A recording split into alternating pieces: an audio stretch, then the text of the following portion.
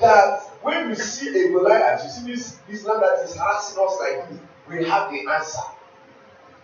I went to talk to the leaders of missions. I told them what to do. I don't know if they have done it. I gave them an idea. Some of you are powerful people. Sit down, write a proposal, go to the Lagos of this world, go to the Adekoyes of this world, do an intellectual thing. Stop criticizing them from outside. Present your proposal, they will fall to this thing. Do you notice that during the COVID, these northerners carried their children inside truck and they were begging for who will accept them?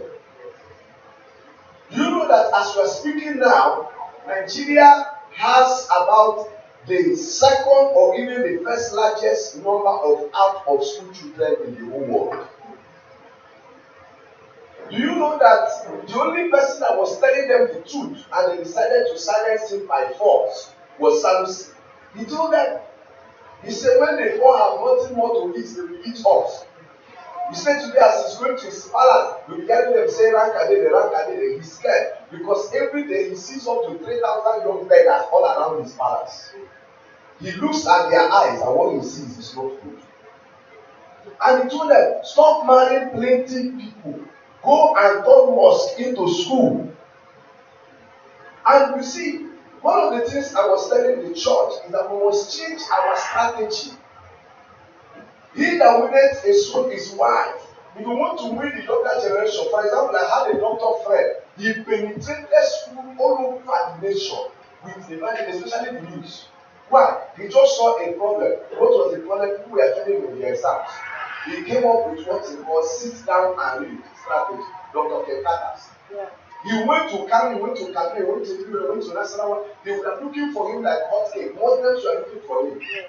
I went to preach for Dr. Musa Rasiola and I met the woman, she's a commissioner's wife, and she was telling me, she said, as a policewoman, she was taking her to each other police people. She didn't know what to do. She realized that many of them were having issues in their marriage. She became a skilled marriage counselor. And she said, the IG had issue with the wife, he solved the problem. From there, they said, any policewoman that is having problem, come and solve the problem. I hope you know that when you go and say you want to, all these out of school children want to know what to do with them, all these school children want to know what to do with them, even in Port Harcourt now, it will shock you to know that Port Harcourt in Nigeria ranks about the third in the highest number of university out of school children in Nigeria. I was shocked with all the other money. That means that children are not going to school. In fact, the United Nations have become so worried that they have decided to pay some money to people who can bring children to school because they are the ones that become Boko Haram. They are the ones that become hoodlums. In fact, if we are wise, we have learned a lesson from the SARS lesson. Do you know the children that went to school organized something that is very good and it was wonderful?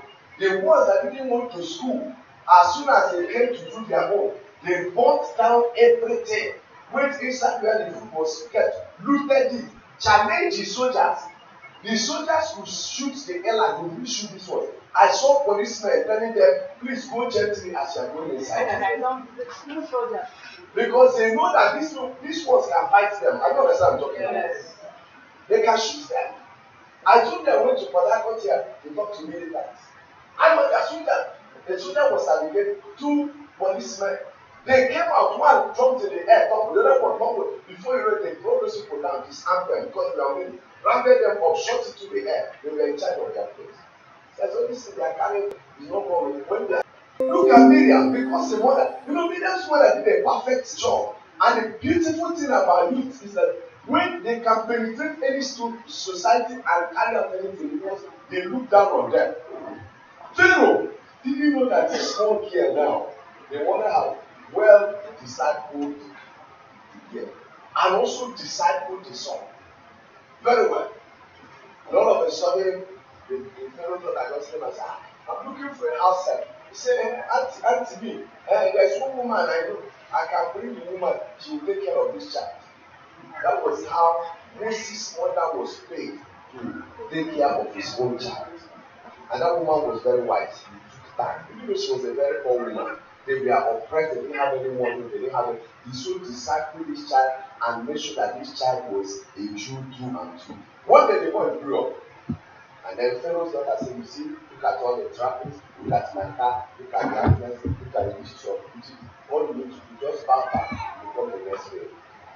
And the Bible says, by the reason of the value transferred, the man valued the reproach of Christ.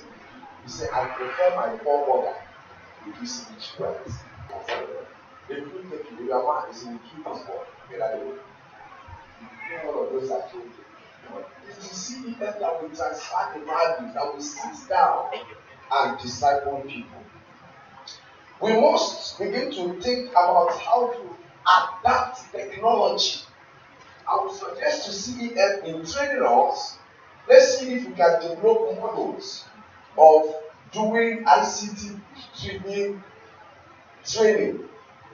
The reason is because all of us, including me, I decided to become a student of ICT. You know, initially, we are saying, okay, let's control our children, let's be careful what they watch, let's see what they happen. They say, leave the phone, go to school. During COVID-19, they took school inside the phone. Yes, sir. So whenever they are talking, he said, what are you doing? He said, Daddy, I'm checking the next assignment. And I said, the phone is down. You can't say, go and read your book, it's inside the phone. And that place is another world. There is no day my son, the smallest one, will not teach me anything in my phone. By the time I thought I have learned something, okay, it's okay now. I have learned Instagram. They say, have you heard about TikTok?